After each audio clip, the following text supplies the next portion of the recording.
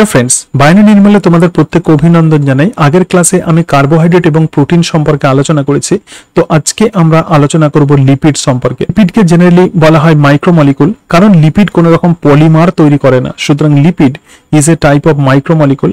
एवं এই প্রসঙ্গে বলি যে সেলের মধ্যে যে সমস্ত ম্যাক্রোমলিক্যুল যেগুলো থাকে সেগুলো কিন্তু পলিমেরিক ফর্মে থাকে, অর্থাৎ যেসব ম্যাক্রোমলিক্যুল যেগুলো থাকে, যেমন ম্যাক্রোমলিক্যুল হিসেবে আমরা সেলের মধ্যে কি পেয়েছিলাম, আমরা পেয়েছিলাম পলিস্যাকারাইড, আমরা পেয়েছিলাম প্রোটিন কে আমরা পেয়েছিলাম এবং তার সঙ্গে সঙ্গে নিউক্লিক অ্যাসিড কে আমরা পেয়েছিলাম। তাহলে এই যে তিনটে ম্যাক্রোমলিক্যুল সেলের মধ্যে থাকে এটা পলিমেরিক ফর্মে থাকে, কিন্তু লিপিড যেহেতু কোনো পলিমেরিক ফর্মে থাকে না, তো সেই কারণের জন্য লিপিডকে আমরা মাইক্রোমলিক্যুল বলবো। এছাড়া এই যে ম্যাক্রোমলিক্যুল যেগুলো আছে, অর্থাৎ তিনটে ম্যাক্রোমলিক্যুল প্রধানত সেলের মধ্যে থাকে, এটুকু মাথায় রাখবে, তিনটে ম্যাক্রোমলিক্যুল সেলের মধ্যে থাকে এবং এদের কিন্তু মলিকুলার ওয়েট, তাহলে এদের molecular weight greater than 800 Dalton হয়। যেহেতু 800 ডাল্টনের বেশি এদের মলিকুলার ওয়েট, তো সেই জন্য এদেরকে আমরা ম্যাক্রোমলিক্যুল বলবো।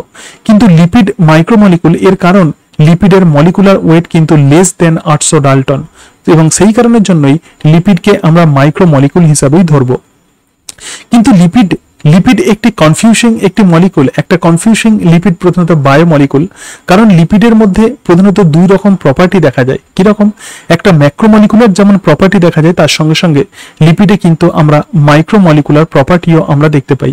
দেখো স্ট্রাকচারালি লিপিড কিন্তু structurally lipid micromolecule, so structurally lipid কিন্তু মাইক্রোমলিকুল। কেন স্ট্রাকচারালি লিপিড মাইক্রোমলিকুল?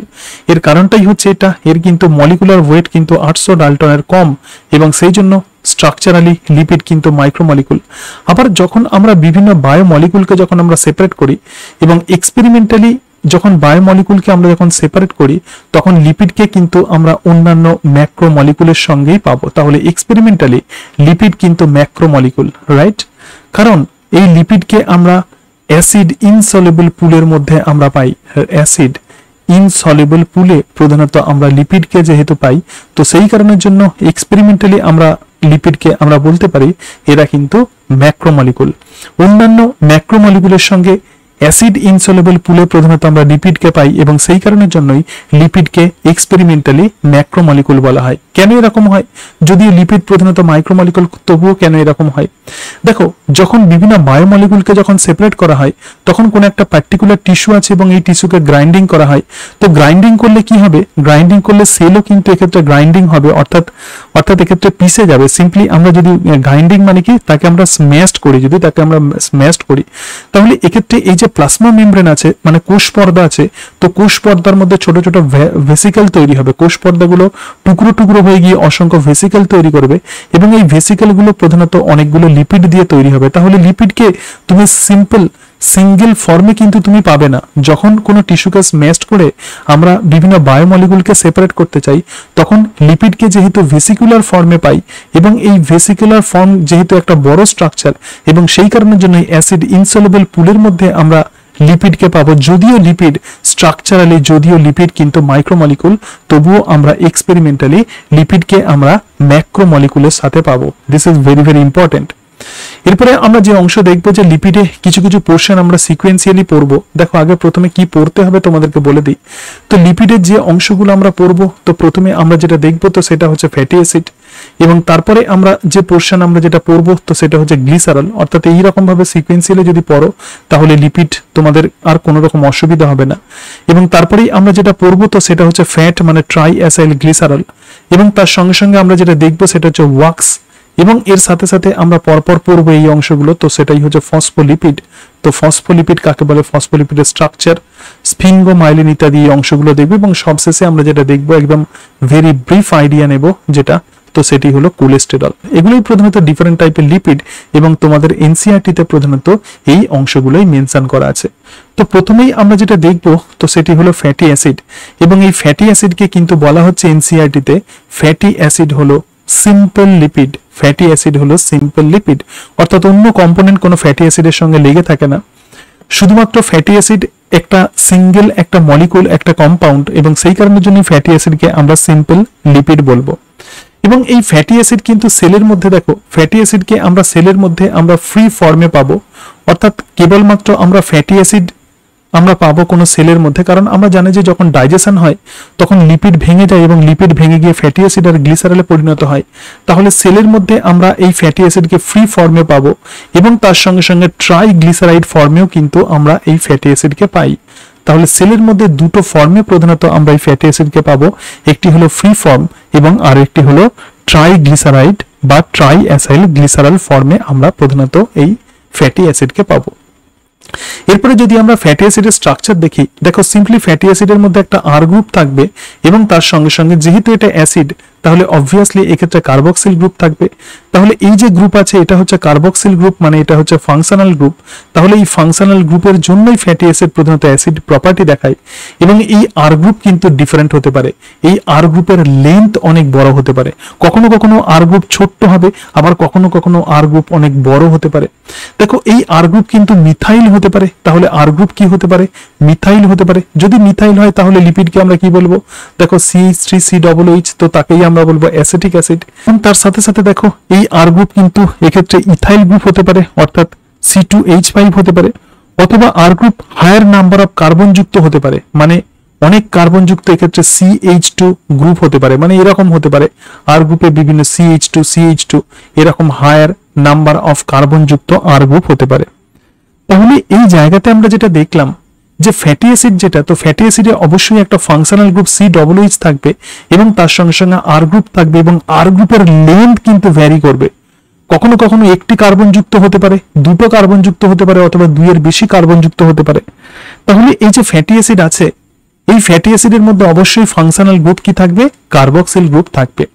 এবার দেখো এরপরে আমাদের যেটা পড়তে হবে সেটা হচ্ছে যে দুই রকমের ফ্যাটি অ্যাসিডের আমরা যদি এক্সাম্পল নিই তাহলে টোটাল স্ট্রাকচার আমাদের ফ্যাটি অ্যাসিডে ক্লিয়ার হয়ে যাবে।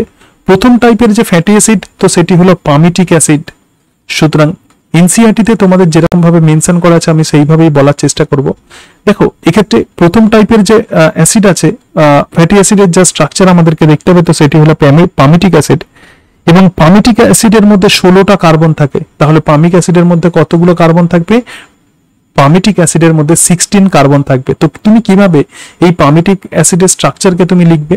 যেহেতু এটা লিপিড তার মানে অবভিয়াসলি এর মধ্যে, বা যেহেতু এটা ফ্যাটি অ্যাসিড তার মানে অবভিয়াসলি এর মধ্যে COOH গ্রুপ থাকবে এবং তার ফলে এর মধ্যে কিন্তু CH2 অর্থাৎ এই যে CH2 কিন্তু 14 থাকবে, 14টা, এবং একদম সবশেষে যে স্ট্রাকচার থাকবে তো সেটাই হচ্ছে CH3। দেখো কার্বনের প্রধানত 4টে হাত থাকে, এটা আমরা প্রত্যেকে জানি। তো এরকম যদি স্ট্রাকচারটাকে আমরা পামিটিক অ্যাসিডের যদি লিখি, দেখো এক্ষেত্রে CH3, সুতরাং এক্ষেত্রে আমরা দেখতে পাচ্ছি যে CH3, তারপরে কি হবে? তারপরে CH2, তাহলে দেখো এক্ষেত্রে CH2, আবার কি হবে? এই জায়গাতে CH2। তাহলে এরকম ভাবে এই যে CH2 তার মানে এই যে কার্বন আছে এখানে দুটো হাইড্রোজেন লেগে আছে, তো এটাই হচ্ছে CH2। আবার দেখো এখানে যে কার্বন আছে এর সঙ্গে দুটো হাইড্রোজেন লেগে আছে, তাহলে এটাই হচ্ছে CH2। এরকম 14টা CH2 গ্রুপ থাকবে। তাহলে ইনক্লুডিং কার্বক্সিল গ্রুপ, তাহলে কার্বক্সিল গ্রুপে একটি কার্বন প্লাস এরকম CH2 গ্রুপ যুক্ত 14টা কার্বন, কতগুলো হলো? 15, এবং তার সঙ্গে সঙ্গে CH3, তাহলে পামিটিক অ্যাসিডে মোট আমরা 16 কার্বন পাবো। এবং এরকম টাইপেরই আরেকটি প্রধানত ফ্যাটি অ্যাসিডকে আমরা দেখব, তার স্ট্রাকচার কিন্তু তোমাদেরকে মনে রাখতে হবে, তো সেটি হলো অ্যারাকিডোনিক অ্যাসিড। তাহলে পামিটিক অ্যাসিড এবং তার সঙ্গে সঙ্গে অ্যারাকিডোনিক অ্যাসিড, এবং অ্যারাকিডোনিক অ্যাসিডের মধ্যে আমরা 20টা কার্বন পাবো। তাহলে অ্যারাকিডোনিক অ্যাসিডের মধ্যে আমরা 20টা কার্বন পাবো এবং এই 20টা কার্বনের মধ্যে কিন্তু ইনক্লুড থাকবে COOH গ্রুপ, রাইট? সুতরাং 20টা কার্বনের মধ্যে ইনক্লুড থাকবে COOH গ্রুপ। পামিটিক অ্যাসিডেও যেরকম ভাবে COOH গ্রুপ ইনক্লুড আছে, তো অ্যারাকিডোনিক অ্যাসিডেও কিন্তু COOH গ্রুপ ইনক্লুড থাকবে। তাহলে অ্যারাকিডোনিক অ্যাসিডের যদি আমরা স্ট্রাকচার যদি আঁকি তাহলে কি হবে? তাহলে CH3 থাকবে, রাইট? তাহলে এবং এক্ষেত্রে দেখো COOH, তাহলে আমরা কটা কার্বন পেয়ে গেলাম? দুটো কার্বন পেয়ে গেলাম। তাহলে বাকি কতগুলো কার্বন থাকবে? 18টা কার্বন থাকবে, ঠিক আছে? সুতরাং এটাই হচ্ছে আমাদের অ্যারাকিডোনিক অ্যাসিড। ফ্যাটি অ্যাসিড আছে প্রধানত সেলের মধ্যে আমরা দুই ধরনের ফ্যাটি অ্যাসিড দেখতে পাই। একটি হলো আনস্যাচুরেটেড ফ্যাটি অ্যাসিড এবং তার সঙ্গে সঙ্গে আরো একটা টাইপের ফ্যাটি অ্যাসিড হলো, তো তাকে আমরা বলবো স্যাচুরেটেড ফ্যাটি অ্যাসিড। তাহলে দুই ধরনের ফ্যাটি অ্যাসিড প্রধানত আমরা সেলের মধ্যে দেখতে পাই, একটি স্যাচুরেটেড ফ্যাটি অ্যাসিড এবং আরো এক রকমের যে ফ্যাটি অ্যাসিড তো সেটা হলো আনস্যাচুরেটেড ফ্যাটি অ্যাসিড। তো স্যাচুরেটেড যে ফ্যাটি অ্যাসিড আছে সেই স্যাচুরেটেড ফ্যাটি অ্যাসিডের নো ডাবল বন্ড, তার মানে যে সমস্ত ফ্যাটি অ্যাসিডে কোনো ডাবল বন্ড থাকে না তো তাদেরকেই আমরা প্রধানত বলবো স্যাচুরেটেড ফ্যাটি অ্যাসিড। মানে এরকম যদি স্ট্রাকচার হয়, ধরো CH3, আবার ধরো CH2, আবার ধরো এক্ষেত্রে CH2, তো এরকম যদি স্ট্রাকচার যদি হয়, তার মানে কোনো ডাবল বন্ড যদি আমরা দেখতে না পাই, তো তাকেই আমরা বলবো স্যাচুরেটেড ফ্যাটি অ্যাসিড। এবং এই যে স্যাচুরেটেড যে ফ্যাটি অ্যাসিড আছে, এই স্যাচুরেটেড ফ্যাটি অ্যাসিড গুলো তাহলে কোথায় থাকবে? স্যাচুরেটেড ফ্যাটি অ্যাসিড যেমন কোকোনাট অয়েলে থাকবে, পামিটিক অ্যাসিড, স্টিয়ারিক অ্যাসিড। তো স্যাচুরেটেড ফ্যাটি অ্যাসিডের তাহলে এক্সাম্পল কি হবে? স্যাচুরেটেড ফ্যাটি অ্যাসিডের এক্সাম্পল হচ্ছে পামিটিক অ্যাসিড এবং তার সঙ্গে সঙ্গে stearic acid. So palmitic acid এর সাথে সাথে স্টিয়ারিক অ্যাসিড এবং তার সঙ্গে সঙ্গে এক্ষেত্রে কোকোনাট অয়েল। কোকোনাট অয়েলে আমরা প্রধানত এরকম স্যাচুরেটেড ফ্যাটি অ্যাসিড আমরা দেখতে পাই। কোকোনাট অয়েল, কোকোনাট অয়েল মানে কি? লৌরিক অ্যাসিড, মাইরিস্টিক অ্যাসিড।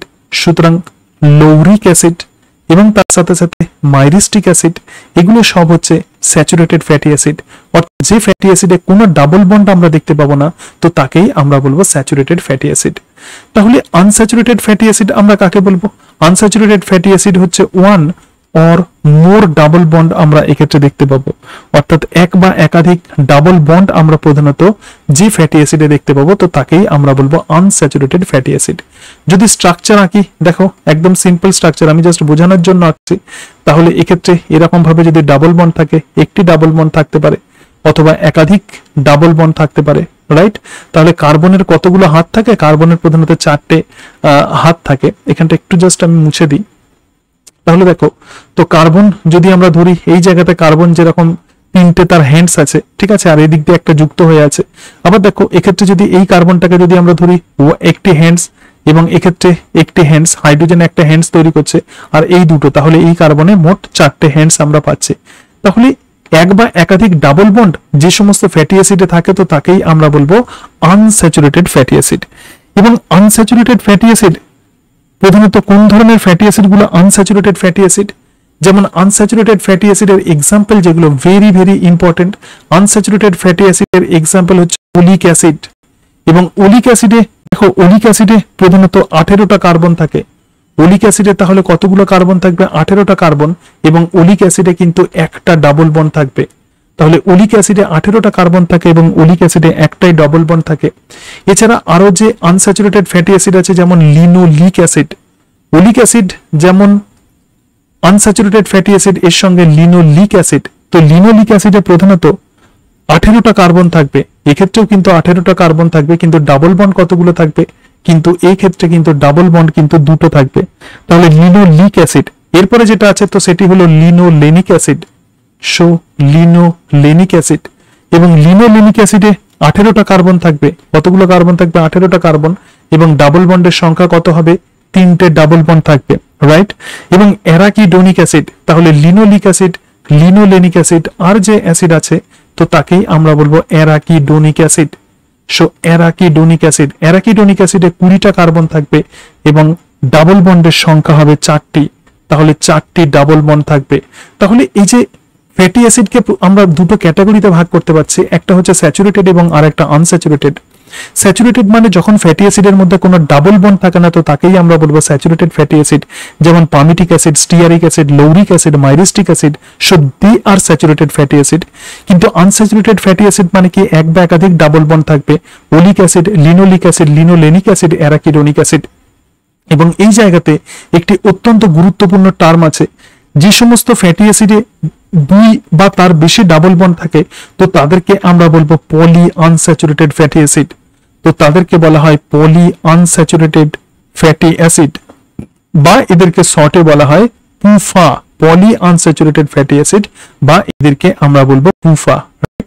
তাহলে এক্ষেত্রে দেখো, লিনোলিক অ্যাসিডে যেহেতু 2টো ডাবল বন্ড আছে এবং লিনোলেনিক অ্যাসিডে যেহেতু 3টে ডাবল বন্ড আছে, আবার অ্যারাকিডোনিক অ্যাসিডে যেহেতু 4টে ডাবল বন্ড আছে, মানে একের বেশি ডাবল বন্ড আছে, এবং সেই কারণের জন্যই এদেরকে আমরা বলবো পলি আনস্যাচুরেটেড ফ্যাটি অ্যাসিড। তাহলে এই হচ্ছে ফ্যাটি অ্যাসিডের বিষয়।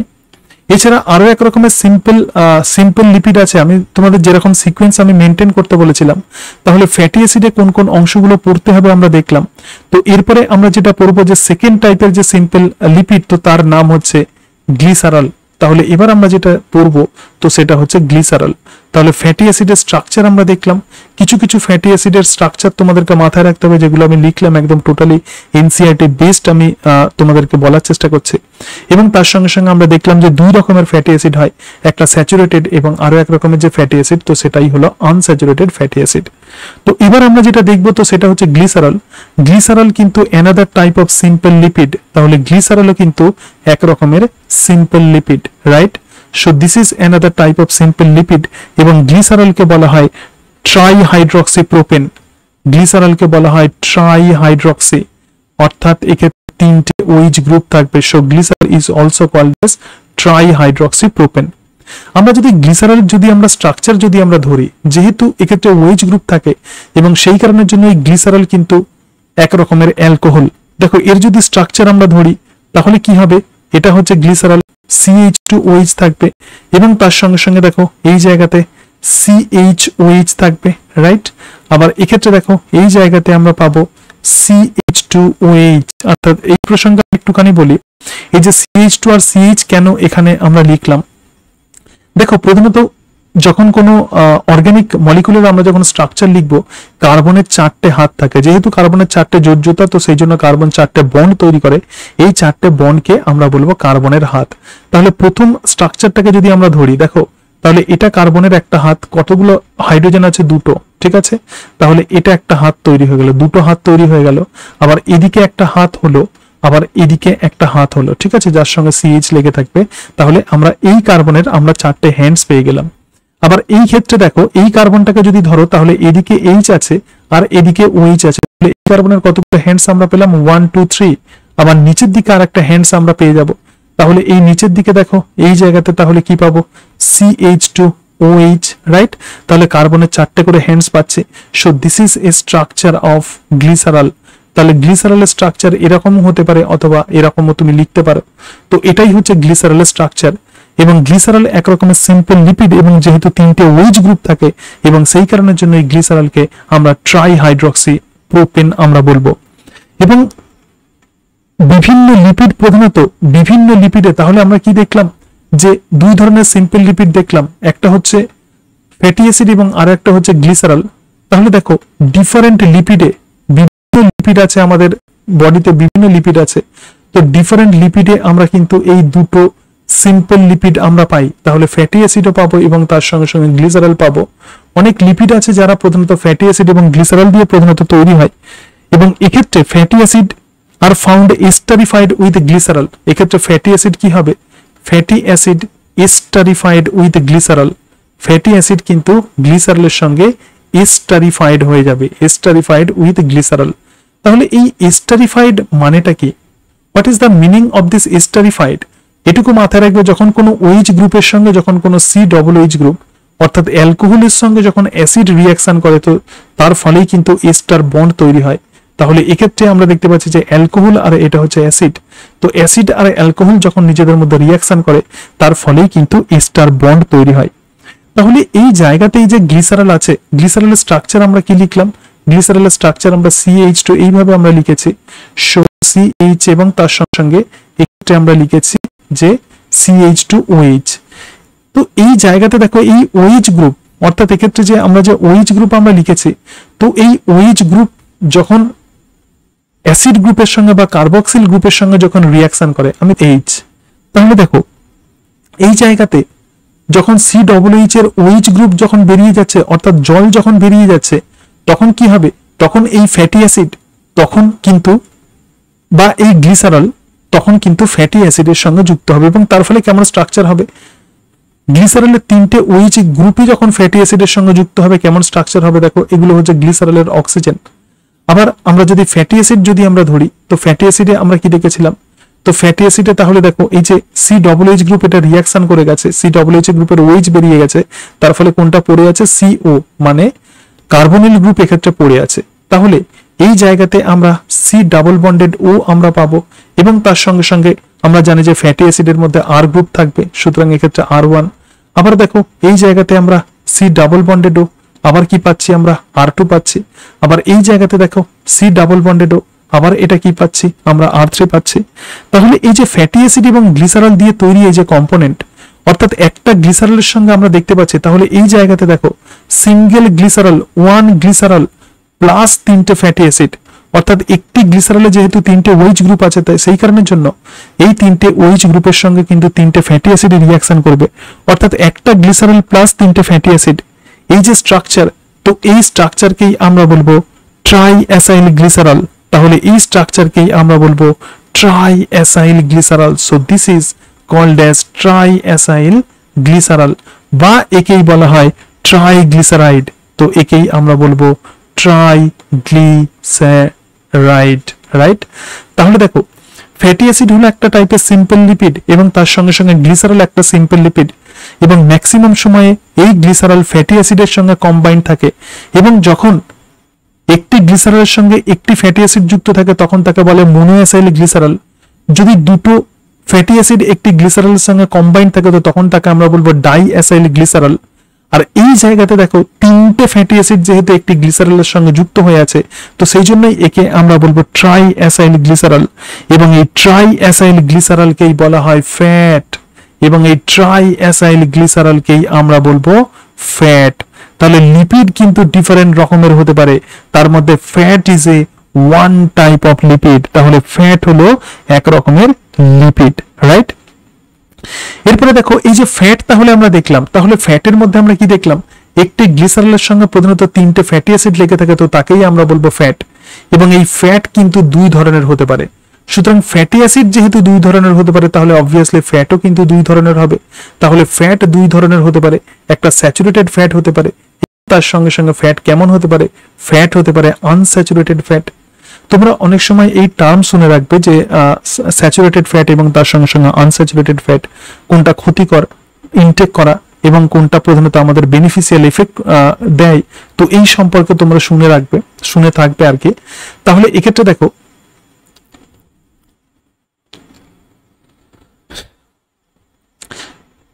সুতরাং এই যে ফ্যাট আছে, এই ফ্যাট কিন্তু দুই ধরনের হতে পারে, স্যাচুরেটেড ফ্যাট এবং আনস্যাচুরেটেড ফ্যাট। এবং তোমরা অনেক সময় শুনে থাকবে যে স্যাচুরেটেড এবং আনস্যাচুরেটেড ফ্যাটের মধ্যে কোনটা উপকার কোনটা ক্ষতিকর, তো এইগুলো এই সম্পর্কে তোমরা অনেক সময় শুনে থাকবে প্র্যাকটিক্যালি। তো আমি একটু বলার চেষ্টা করছি, একটু দেখো।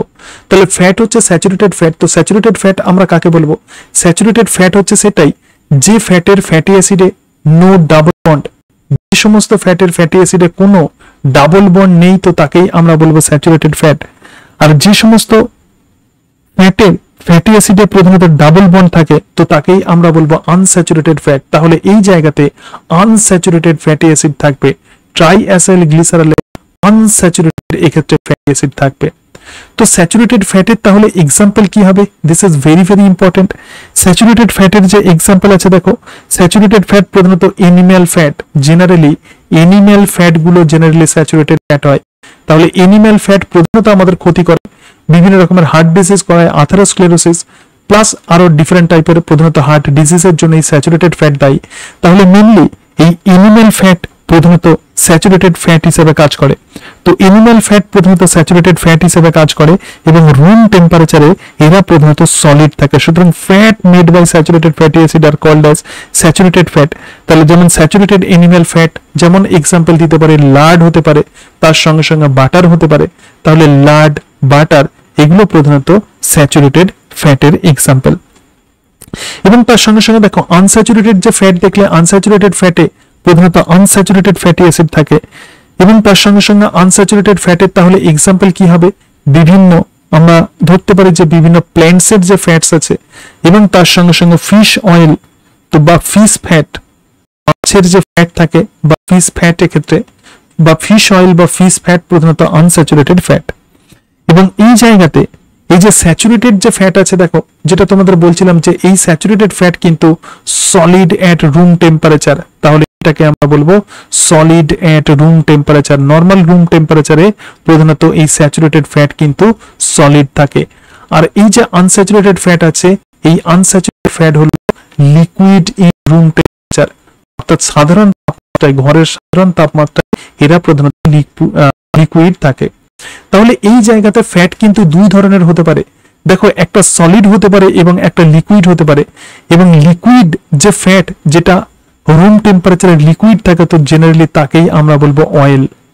তাহলে লিপিড, ফ্যাট এবং অয়েলের মধ্যে পার্থক্য কি? লিপিড একটা হিউজ একটা মাইক্রোমলিকুল এবং সেটা ডিফারেন্ট টাইপের হতে পারে। সেটা সিম্পল স্ট্রাকচার হতে পারে অথবা কমপ্লেক্স স্ট্রাকচার হতে পারে ফসফোলিপিডের মতো। তো এই লিপিড যেগুলো সিম্পল লিপিড যেগুলো আছে, তো সেই সিম্পল লিপিডকে আমরা দুটো ভাগে ভাগ করছি, সেটা হচ্ছে ফ্যাট এবং তার সঙ্গে সঙ্গে অয়েল। তো ফ্যাট আমরা কাকে বলবো? যখন গ্লিসারলের সঙ্গে 3টে ফ্যাটি অ্যাসিড লেগে থাকবে তো তাকেই আমরা বলবো ফ্যাট। এবং ফ্যাট প্রধানত রুম টেম্পারেচারে সলিড থাকতে পারে, ম্যাক্সিমাম অ্যানিম্যাল ফ্যাট, কিন্তু যখন ফ্যাট যখন লিকুইড হয়ে যায় তো তখনই তাকে আমরা বলবো অয়েল। তাহলে যে সমস্ত ফ্যাট সলিড থাকে তো তাকে আমরা অয়েল বলবো না, তাকে নর্মাল ফ্যাট বলবো। কিন্তু যে সমস্ত ফ্যাট প্রধানত রুম টেম্পারেচারে তারা প্রধানত লিকুইড থাকে তো তাকেই আমরা কি বলবো? তো তাকেই আমরা বলবো অয়েল। এবং এই জায়গাতে একটা গুরুত্বপূর্ণ বিষয় আছে, দেখো প্রধানত রুম টেম্পারেচারে কেন স্যাচুরেটেড ফ্যাট কেন সলিড থাকে এবং রুম টেম্পারেচারে কেন আনস্যাচুরেটেড ফ্যাট লিকুইড থাকে? এর কারণ হলো মেল্টিং পয়েন্ট। এর কারণটাই হচ্ছে মেল্টিং পয়েন্ট। সুতরাং আমরা যেটা দেখবো তো সেটা হচ্ছে মেল্টিং পয়েন্ট। স্যাচুরেটেড যে ফ্যাট আছে তো স্যাচুরেটেড ফ্যাটের মেল্টিং পয়েন্ট কিন্তু অনেক বেশি হয়, আর আনস্যাচুরেটেড যে ফ্যাট আছে তো আনস্যাচুরেটেড ফ্যাটের মেল্টিং পয়েন্ট কিন্তু কম হয়। সুতরাং এটার মেল্টিং পয়েন্ট যেহেতু কম হয় এবং যেহেতু এটা দেখো এটা অয়েল ফর্মে আছে, লিকুইড ফর্মে আছে, তাহলে লো টেম্পারেচারে যখন টেম্পারেচার যখন কমবে, কোনো এনভায়রনমেন্টের টেম্পারেচার যখন কম হবে তখনও কিন্তু এটা অয়েল হিসাবে থাকার টেন্ডেন্সি থাকে। অর্থাৎ এর কিন্তু তখন লিকুইড ফর্মে থাকারই কিন্তু টেন্ডেন্সি থাকে, কার? আনস্যাচুরেটেড ফ্যাটের, রাইট? এবং সেই কারণের জন্যই যখন প্লাজমা মেমব্রেন, আমরা প্রত্যেকেই জানি যে প্লাজমা মেমব্রেন প্রধানত লিকুইড হয়, তাহলে প্লাজমা মেমব্রেনের ফ্লুইডিটি মেনটেন হবে কি করে? প্লাজমা মেমব্রেনের ফ্লুইডিটি এরকম হতে পারে যে কোনো অর্গানিজম হয়তো প্রচন্ড ঠান্ডার দেশে আছে, তাহলে সেক্ষেত্রে তার প্লাজমা মেমব্রেনের ফ্লুইডিটি কিভাবে মেনটেন হবে? যেন আনস্যাচুরেটেড ফ্যাটি অ্যাসিডের পরিমাণ বেশি থাকে, কারণ আনস্যাচুরেটেড ফ্যাটি অ্যাসিডের যেহেতু মেল্টিং পয়েন্ট যেহেতু কম এবং সেই কারণের জন্য এদের টেন্ডেন্সি থাকবে নর্মাল টেম্পারেচারে সেটা লিকুইড থাকার টেন্ডেন্সি থাকবে। এবং ইন লো টেম্পারেচারেও কোনো এনিম্যাল তার প্লাজমা মেমব্রেনকে ফ্লুইডিটি মেনটেন করবে কি করে? ইন লো টেম্পারেচারে ডিগ্রি অফ আনস্যাচুরেশন তখন এক্ষেত্রে প্লাজমা মেমব্রেনে বেড়ে যায়, এবং আনস্যাচুরেশন যদি হয়ে যায়, আনস্যাচুরেটেড যদি হয়ে যায় তাহলে প্লাজমা মেমব্রেন কিন্তু লিকুইড কন্ডিশনে থাকবে। ইভেন অ্যাট 5 ডিগ্রি সেন্টিগ্রেড টেম্পারেচারেও কিন্তু প্লাজমা মেমব্রেন লিকুইড থাকবে। তাহলে যখন কুল টেম্পারেচারে প্লাজমা মেমব্রেনের ফ্লুইডিটি এইভাবে মেনটেন হবে, প্লাজমা মেমব্রেনের মধ্যে যে লিপিড আছে তো সেই লিপিডের ডিগ্রি অফ আনস্যাচুরেশন এক্ষেত্রে বাড়িয়ে দিতে হবে, রাইট? সুতরাং আমরা ফ্যাট সম্পর্কে আমরা একটা আইডিয়া পেয়ে গেলাম। তো এরপরে আমরা যেটা দেখবো সেটা হচ্ছে ওয়াক্সেস, বা ওয়াক্সেস মানে হলো মোম। একটু দেখে নাও ওয়াক্সেস সম্পর্কে দেখে নাও। আমরা দেখেছিলাম ফ্যাট কি দিয়ে তৈরি হবে? ফ্যাট যে অ্যালকোহল দিয়ে তৈরি হয় তো তার নাম হচ্ছে গ্লিসারল। সুতরাং গ্লিসারল হলো একটা স্পেশাল টাইপের অ্যালকোহল এবং তার সঙ্গে সঙ্গে গ্লিসারলের সঙ্গে জেনারেলি ফ্যাটি অ্যাসিড যুক্ত হয় এবং তার ফলেই যেটা তৈরি হয় তো সেটাই হচ্ছে ফ্যাট। কিন্তু ঘটনা হচ্ছে ফ্যাট বা ট্রাই অ্যাসাইল গ্লিসারল বা ট্রাই গ্লিসারলে প্রধানত আমরা অ্যালকোহল হিসাবে আমরা গ্লিসারলকে পাই। কিন্তু যদি অ্যালকোহল হিসাবে হায়ার কার্বনযুক্ত অ্যালকোহল যদি থাকে, তাহলে দেখো যদি কোনো হায়ার অ্যালকোহল থাকে তাহলে আমরা দেখছি যে হায়ার অ্যালকোহল এবং হায়ার অ্যালকোহলের সঙ্গে যখন ফ্যাটি অ্যাসিড লেগে থাকবে তো তখনই তাকে আমরা বলবো ওয়াক্সেস। আবার বলছি হায়ার অ্যালকোহলের সঙ্গে যখন ফ্যাটি অ্যাসিড লেগে থাকবে তো তখনই তাকে আমরা বলবো ওয়াক্সেস। তাহলে ফ্যাটের সঙ্গে মোমের পার্থক্যই হচ্ছে এটা, ফ্যাটেতে প্রধানত আমরা গ্লিসারলকে পাবো কিন্তু মোমেতে আমরা অ্যালকোহল হিসাবে হায়ার অ্যালকোহলকে পাবো। এবং এই হায়ার অ্যালকোহল এরকম হতে পারে, এই হায়ার অ্যালকোহল হয়তো মাইরিসিল অ্যালকোহল হতে পারে। সুতরাং মাইরিসিল অ্যালকোহল, তো মাইরিসিল অ্যালকোহলে অন্তত 30টা কার্বন থাকে, তার স্ট্রাকচার হচ্ছে C30। সেটাই যখন হায়ার অ্যালকোহলের সঙ্গে যখন ফ্যাটি অ্যাসিড যুক্ত হয় তখন যেটা তৈরি হয় তো তাকেই আমরা বলবো ওয়াক্সেস বা মোম। এবং এক্ষেত্রে হায়ার অ্যালকোহল বলতে হতে পারে সেটা মাইরিসিল অ্যালকোহল। সুতরাং এই যে তিনটে বিষয়ে আমরা আলোচনা করলাম, তিনটে কম্পাউন্ড, একটি হলো ফ্যাটি অ্যাসিড এবং তার সঙ্গে সঙ্গে, তাহলে দেখো এই যে তিনটে কম্পাউন্ড আমরা আলোচনা করলাম তো আমরা যদি এবার এইভাবে যদি আমরা লেখার চেষ্টা করি তাহলে দেখো সিম্পল লিপিড তাহলে কি হবে? সুতরাং সিম্পল লিপিড তাহলে কি কি নিয়ে গঠিত হবে? তো সিম্পল লিপিড প্রধানত কত রকমের হবে? সুতরাং সিম্পল লিপিড হতে পারে ফ্যাট হতে পারে যেটা রুম টেম্পারেচারে যেটা সলিড থাকে, অথবা সিম্পল লিপিড অয়েল হতে পারে যেটা রুম টেম্পারেচারে যেটা প্রধানত লিকুইড থাকে, অথবা এই সিম্পল লিপিড হতে পারে ওয়াক্সেস, যেটা আমরা আলোচনা করলাম।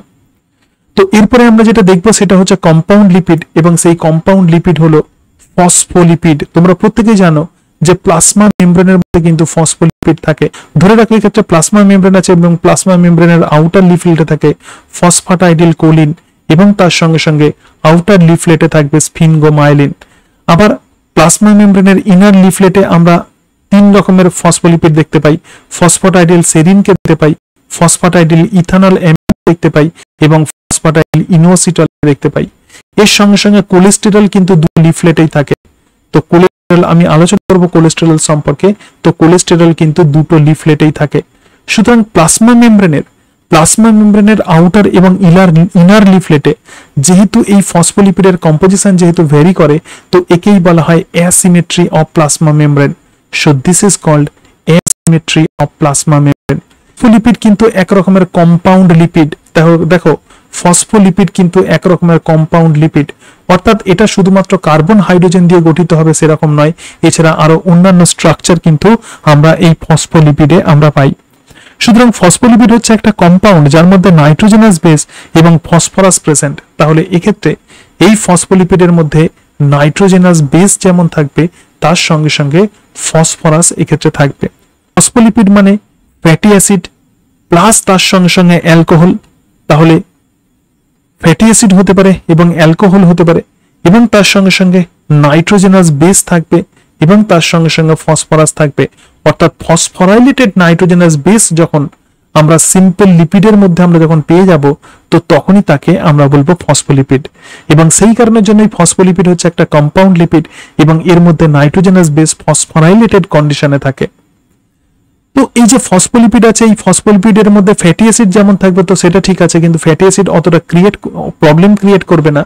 কিন্তু প্রধানত অ্যালকোহল হিসাবে ডিফারেন্ট টাইপের অ্যালকোহল আমরা ফসফোলিপিডে দেখতে পাই, এবং এই অ্যালকোহল কিন্তু ফ্যাটের মতো সেই অ্যালকোহল কিন্তু গ্লিসারল হতে পারে, অথবা এই অ্যালকোহল আরো ডিফারেন্ট রকমের হতে পারে। গ্লিসারল যেমন হতে পারে, তার সাথে সাথে স্ফিনগোসিন হতে পারে।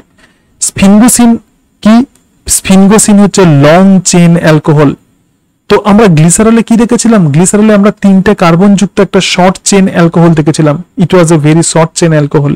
কিন্তু স্ফিনগোসিন হচ্ছে লং চেইন অ্যালকোহল। তাহলে স্ফিনগোসিন হলো লং চেইন অ্যালকোহল। তো যে সমস্ত ফসফোলিপিডে গ্লিসারল থাকে, তো তাকেই আমরা বলবো গ্লিসারোফসফোলিপিড। আমার মেমব্রেনে যে ডিফারেন্ট টাইপের লিপিডগুলোর কথা বললাম, যেমন phosphatidylcholine, phosphatidylserine, phosphatidylethanolamine, phosphatidylinositol, তো এই সমস্ত ফসফোলিপিডে প্রধানত আমরা অ্যালকোহল হিসাবে গ্লিসারলকেই পাবো। এবং দেখো এই অ্যালকোহল স্ফিনগোসিন হতে পারে, এবং যখন স্ফিনগোসিন ফ্যাটি অ্যাসিডের সঙ্গে যখন যুক্ত থাকে, তো তখনই তাকে আমরা বলবো সেরামাইড। বিষয়টা কিরকম হয়? ধরো এরকম টাইপের আমরা দেখছি যে এক্ষেত্রে স্ফিনগোসিন আছে, তাহলে স্ফিনগোসিন হচ্ছে alcohol. So this is sphingosine. এবং এই স্ফিনগোসিনের সঙ্গে যদি ফ্যাটি অ্যাসিড যদি লেগে যায়, তাহলে স্ফিনগোসিনের সঙ্গে ধরে রাখো এক্ষেত্রে দুটো ফ্যাটি অ্যাসিড যুক্ত হয়েছে, তখন এই ফ্যাটি অ্যাসিড এবং স্ফিনগোসিন যুক্ত স্ট্রাকচারকে আমরা বলবো ceramide. So this is called ceramide. তাহলে যেরকম ভাবে ফ্যাটের ক্ষেত্রে আমরা দেখেছিলাম গ্লিসারল এবং তার সঙ্গে সঙ্গে ফ্যাটি অ্যাসিড এর কম্বিনেশন, তো সেটাই ছিল ফ্যাট, মানে 3টে ফ্যাটি অ্যাসিড যখন এখনো গ্লিসারলের সঙ্গে যুক্ত হয়, তো তখনই তাকে আমরা বলবো ফ্যাট। কিন্তু এক্ষেত্রে অর্থাৎ ফসফোলিপিডের ক্ষেত্রে গ্লিসারল থাকতে পারে, কিন্তু এক্ষেত্রে দেখো হায়ার অ্যালকোহল যখন ফসফোলিপিডের মধ্যে আমরা পাবো, এরকম আমরা পেতেই পারি হায়ার অ্যালকোহল, এবং সেই হায়ার অ্যালকোহল হচ্ছে স্ফিনগোসিন। এটা হচ্ছে লং চেন অ্যালকোহল, এবং সেই স্ফিনগোসিনের সঙ্গে ফ্যাটি অ্যাসিড যুক্ত হয়ে আছে। অর্থাৎ ফ্যাটের ক্ষেত্রে যেরকম হয়েছিল গ্লিসারল থাকবে এবং গ্লিসারলের সঙ্গে ফ্যাটি অ্যাসিড লেগে থাকবে। দেখো গ্লিসারল আছে এবং গ্লিসারলের সঙ্গে প্রধানত ফ্যাটি অ্যাসিড লেগে থাকে, রাইট? সুতরাং এটা হলো এক রকমের ফসফোলিপিড, এরকম টাইপের হতে পারে। অথবা স্ফিনগোসিন গ্লিসারলের জায়গাতে স্ফিনগোসিন আছে এবং সেই স্ফিনগোসিনের সঙ্গে ফ্যাটি অ্যাসিড লেগে আছে, এবং এইরকম টাইপের যে স্ট্রাকচার, তো তাকেই আমরা বলবো সেরামাইড। তাহলে লিপিড আমরা দেখলাম, লিপিড হতে পারে ফ্যাটি অ্যাসিড, লিপিড হতে পারে গ্লিসারল, লিপিড হতে পারে ওয়াক্স হতে পারে, এবং তার সঙ্গে সঙ্গে আমরা দেখলাম যে লিপিড হতে পারে গ্লিসারোফসফোলিপিড, অথবা লিপিড হতে পারে স্ফিনগোসিন যুক্ত ফসফোলিপিড, অর্থাৎ অ্যালকোহল হিসেবে এক্ষেত্রে স্ফিনগোসিন থাকবে, রাইট। এবং একেই আমরা বলবো সেরামাইড। যখন phosphorylcholine attached with carbon 1 of the ceramide, তো তখনই তাকে আমরা বলবো স্ফিনগোমাইলিন। এবার বিভিন্ন নাইট্রোজেনাস বেস এর সঙ্গে যুক্ত হতে পারে। যদি স্ফিনগোসিনের ধরে রাখো ক্ষেত্রে 1 নাম্বার কার্বন পজিশন, এবং এই 1 নাম্বার কার্বন পজিশনে যদি কোনোভাবে ফসফরিল কোলিন যদি যুক্ত হয়, অর্থাৎ ফসফরিল কোলিন যদি কোনোভাবে যুক্ত হয়, তখন যে স্ট্রাকচার তৈরি হবে, তখন যে কম্পাউন্ড তৈরি হবে, তো তাকেই আমরা বলবো স্ফিনগোমাইলিন। এই দুজনে মিলে যেটা তৈরি করে সেটা হচ্ছে সেরামাইড। যেরকম ভাবে একটি গ্লিসারলের সঙ্গে 3টে ফ্যাটি অ্যাসিড যুক্ত হয়ে ট্রাইঅ্যাসাইল গ্লিসারল বা ফ্যাট যেমন তৈরি হয়েছিল, সেরকম ভাবে স্ফিনগোসিনের সঙ্গে যখন ফ্যাটি অ্যাসিড যুক্ত হয়, তো তাকেই আমরা বলবো সেরামাইড। কিন্তু এই সেরামাইডের সঙ্গে যখন ফসফোরাইলেটেড নাইট্রোজেন গ্রুপ যখন যুক্ত হয়ে যায়, যেমন এক্ষেত্রে আমরা দেখছি যে ফসফরিল কোলিন যুক্ত হয়েছে কার সঙ্গে, সেরামাইডের সঙ্গে, তাহলে এটা একটা স্পেশাল টাইপের স্ট্রাকচার তৈরি করে, তার নাম হচ্ছে স্ফিনগোমাইলিন। এবং এই স্ফিনগোমাইলিনের স্ট্রাকচার কিন্তু অনেক কমপ্লেক্স হয় এবং প্রধানত এরা নিউরাল টিস্যুতে পাওয়া যায়। তাহলে এই স্ফিনগোসিনকে আমরা কোথায় পাবো? বিভিন্ন নার্ভাস যে সমস্ত টিস্যু আছে, মায়োলিন সিডে আমরা কিন্তু স্ফিনগোমাইলিনকে পাবো। সুতরাং মায়োলিন সিড এবং মায়োলিন সিডের মধ্যে আমরা কিন্তু স্ফিনগোমাইলিনকে আমরা পাবো, রাইট। এরপরে একদম শেষে যে লিপিড তোমাদের এনসিআরটিতে যেটা মেনশন করা আছে, আমি সেইভাবেই বলছি। একদম শেষে যে লিপিড আছে, তো সেই লিপিড হলো কোলেস্টেরল। একদম শেষে যে লিপিড আছে, তো তাকেই আমরা বলবো কোলেস্টেরল। এবং কোলেস্টেরলে দেখো 4টে ফিউজড রিং থাকে, এরকম টাইপের, সেক্ষেত্রে 4টে রিং থাকবে জাস্ট। এবং তার সঙ্গে সঙ্গে দেখো কোলেস্টেরল হচ্ছে precursor of all steroid hormone, অর্থাৎ আমাদের দেহতে স্টেরয়েড হরমোন যত তৈরি হবে, তো সেই সমস্ত স্টেরয়েড হরমোনের প্রিকারসার হিসাবে যেটা কাজ করবে, তো সেটাই হচ্ছে কোলেস্টেরল, রাইট। তাহলে সমস্ত স্টেরয়েড হরমোনের প্রিকারসার হিসাবে যেটা কাজ করবে, তো সেটাই হচ্ছে কোলেস্টেরল। এছাড়া এই কোলেস্টেরল ভিটামিন ডি এবং পিত্ত লবণ সংশ্লেষ করতে হেল্প করবে। সুতরাং ভিটামিন ডি আর বাইল সল্ট, তো এদের উপরেও কিন্তু এই কোলেস্টেরল কাজ করে। ওকে, তাহলে এই অংশগুলোই প্রধানত তোমাদের লিপিডে পড়তে হবে। আমি যতটা সহজভাবে পারা যায় আমি তোমাদেরকে বোঝানোর চেষ্টা করলাম। তাহলে দেখো কোন অংশগুলো তোমরা কিভাবে ফোকাস করবে। দেখো, তো লিপিড যেটা, তো লিপিড প্রধানত একটা মাইক্রোমলিকুল, কিন্তু এটা ম্যাক্রোমলিকুল নয়, কারণ লিপিড কোন রকম পলিমার তৈরি করে না। এবং লিপিড দেখো ডিফারেন্ট টাইপের লিপিড আমরা দেখলাম, ফ্যাটি অ্যাসিড সম্পর্কে আমরা পড়লাম। তো ফ্যাটি অ্যাসিড আবার স্যাচুরেটেড হতে পারে, নন স্যাচুরেটেড হতে পারে, এরকম ডিফারেন্ট টাইপের ফ্যাটি অ্যাসিডের বিষয় থাকে। তো সেই অংশগুলো আমরা দেখলাম। এবং গ্লিসারল আমরা দেখলাম, তো গ্লিসারলের সঙ্গে প্রধানত ফ্যাটি অ্যাসিড যুক্ত হয়। একটি গ্লিসারলের সঙ্গে 3টে ফ্যাটি অ্যাসিড যুক্ত হয়ে ট্রাইঅ্যাসাইল গ্লিসারল তৈরি করে। এবং এই ট্রাইঅ্যাসাইল গ্লিসারল যদি নর্মাল রুম টেম্পারেচারে যদি সলিড থাকে, তো তখন তাকে আমরা বলবো স্যাচুরেটেড ফ্যাট। আর যদি কোনোভাবে সলিড না থাকে, যদি কোনোভাবে অয়েল হিসেবে যখন অবস্থান করবে, তো তখনই তাকে আমরা বলবো আনস্যাচুরেটেড ফ্যাট। ঠিক আছে, তো আনস্যাচুরেটেড ফ্যাট কেন বলছি? কারণ তার মেল্টিং পয়েন্ট অনেক কম।